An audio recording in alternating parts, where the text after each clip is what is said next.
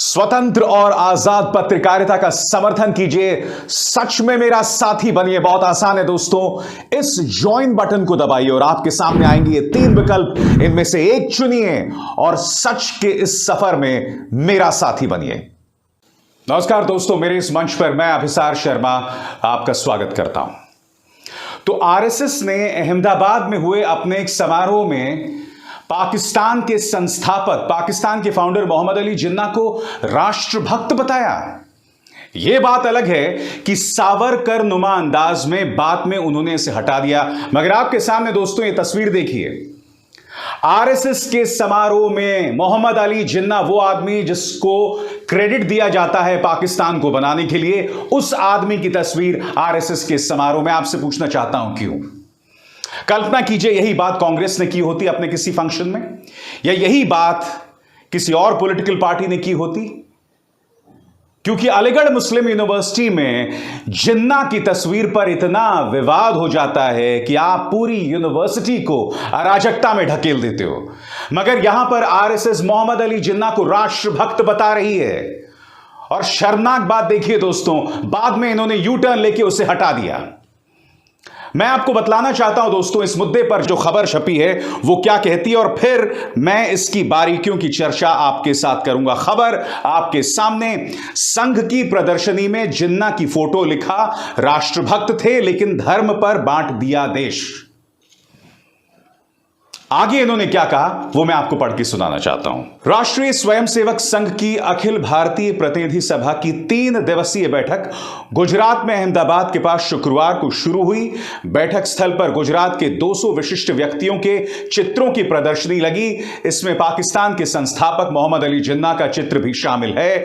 जिन्ना की फोटो के साथ लिखा है कि वो जिन्ना पहले पक्के राष्ट्रभक्त थे, हालांकि बाद में धर्म के आधार पर देश का विभाजन करवाया। बैठक 13 मार्च तक चलेगी।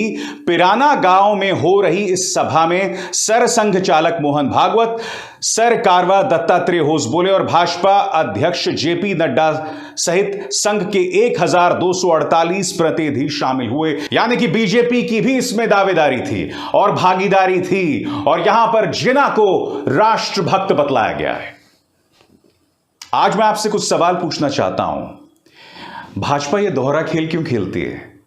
आरएसएस ये दोहरा खेल क्यों खेलती है? क्योंकि आपको याद होगा उत्तर प्रदेश के चुनावों से ठीक पहले अखिलेश यादव ने एक भाषण दिया था, और उस भाषण में उन्होंने कहा था कि जिन्ना एक बैरिस्टर थे, पटेल, गांधी और नेहरू की तरह। आगे उन्होंने यह भी कहा कि जिन्ना ने देश के स्वतंत्रता संग्राम में हिस्सा लिया। इसमें कुछ भी गलत नहीं है, मगर इस मुद्दे को लेकर अखिलेश पर इतना हमला बोला गया। आप जानते हैं कि मुख्यमंत्री आदित्यनाथ अपनी हर रैली में जिन्नावादी करके लगातार अखिलेश पर हमला बोल रहे थे। अखिलेश ने कम से कम मोहम्मद अली जिन्ना को राष्ट्रभक्त तो नहीं कहा, जैसा कि आरएसएस ने कहा है। बताइए अब आरएसएस के साथ क्या सुलूक किया जाए? आरएसएस को कटघरे में रखने की तो किसी की भी हिम्मत नहीं है। क्या भारतीय जनता पार्टी अब अभियान चलाएगी आरएसएस के खिलाफ कि तुमने मोहम्मद अली जिन्ना को राष्ट्रभक्त क्यों कहा, और फिर शर्म के मारे बाद में आरएसएस ने उसे हटा दिया? आज मैं आपके सामने कुछ ऐतिहासिक तथ्य रखना चाहता हूं दोस्तों, जिस पर आपको गौर करना पड़ेगा। तथ्य नंबर 1, आजादी के बाद करीब 50 से 55 साल तक आरएसएस ने नागपुर के अपने मुख्यालय में तिरंगा नहीं फहराया। उल्टा 2001 या 2002 की बात है, 3 लोग नागपुर के जो कार्यालय है आरएसएस में घुसते हैं तिरंगे के साथ, और वो तिरंगा फहराते हैं। आरएसएस उन पर मुकदमा कर देता है। ये फैक्ट है। किसी भी आरएसएस के कार्यकर्ता से पूछ लेना, इसका कोई जवाब उनके पास नहीं है कि आरएसएस ने उन लोगों पर मुकदमा क्यों किया जो लोग उसके दफ्तर में तिरंगा फहरा रहे थे। नंबर 1। नंबर 2, इन 2 चेहरों पर गौर कीजिए, मोहम्मद अली जिन्ना और विनायक दामोदर सावरकर। क्या आप जानते हैं कि 1940 के अपने लाहौर अधिवेशन में पहली बार मुस्लिम लीग ने पाकिस्तान की परिकल्पना की बात की थी, यानी कि पाकिस्तान बनाया जाना चाहिए, इस बात का जिक्र किया था। मगर उससे ठीक 3 साल पहले टू नेशन थ्योरी, यानी कि हिंदू और मुसलमान दो राष्ट्र हैं, दो देश हैं, उसका जिक्र कौन करता है? सावरकर। इस बात का जिक्र दो लेखक करते हैं और फिर मैं आपको पढ़ के सुनाऊंगा खुद 1937 में सावरकर ने क्या कहा था। आपके स्क्रीन पर दोस्तों यह हैं लेखक राइसुर रहमान। राइसुर रहमान ने एक किताब लिखी है और इस किताब में जैसा कि आप देख सकते हैं उन्होंने लिखा है कि खुद बाबा साहब आंबेडकर ने कहा था कि टू नेशन थ्योरी में इस देश में दो लोगों का विश्वास था, पहला मोहम्मद अली जिन्ना और दूसरा वीडी सावरकर। अब यह स्क्रीनशॉट देखिए, शशि थरूर ने अपनी किताब में लिखा है कि 1940 में तो पाकिस्तान बनाए जाने की बात मुस्लिम लीग ने रखी थी, मगर 1937 में सावरकर ने टू नेशन थ्योरी की बात कर दी थी, यानी कि हिंदू और मुसलमान दो देश हैं। यानी कि पाकिस्तान की परिकल्पना में, पाकिस्तान को वजूद में लाने में सावरकर का भी छोटा मोटा योगदान है। अब मैं आपको पढ़ के सुनाना चाहता हूं 1937 में सावरकर ने खुद क्या कहा था। अंग्रेजी में है, मैं फिर उसे बाद में हिंदी में पढ़ के उसका अनुवाद करूंगा। India cannot be assumed today to be a unitarian and homogeneous nation, but on the contrary, there are two nations in the main, the Hindus and the Muslims in India. मैं आपको बतलाना चाहूंगा दोस्तों, ये बात छपी है 1963 और 1965 में हिंदू सभा की जो पब्लिकेशन है जिसका नाम है समग्र सावरकर वर्णमय वॉल्यूम 6।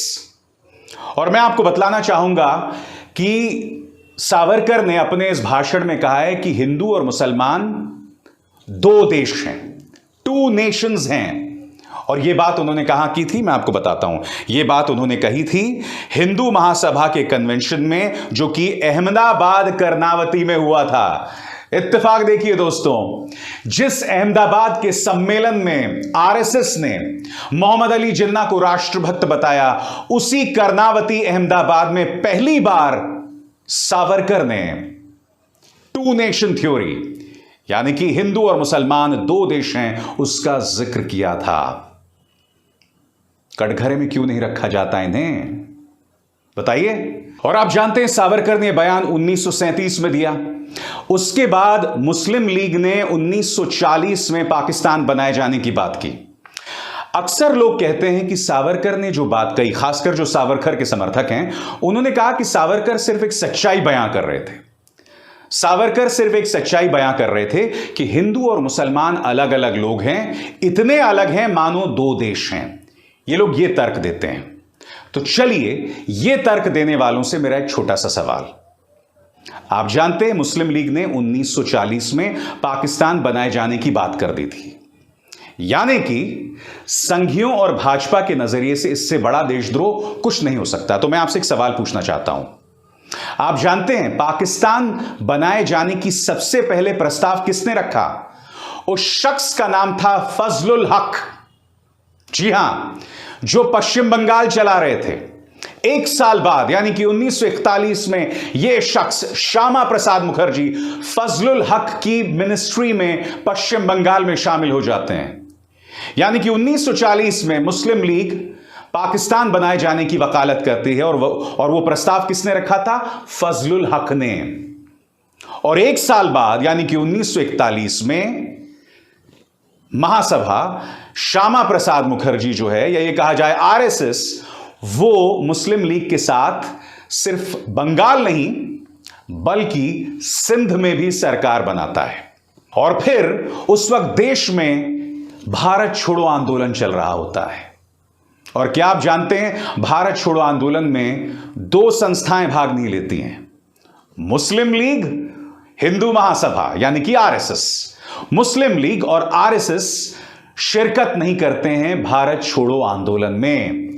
श्यामा प्रसाद मुखर्जी बाकायदा अंग्रेजों को खत लिखते हैं कि हम इसमें भाग नहीं ले रहे हैं क्योंकि इसका कोई फायदा नहीं है।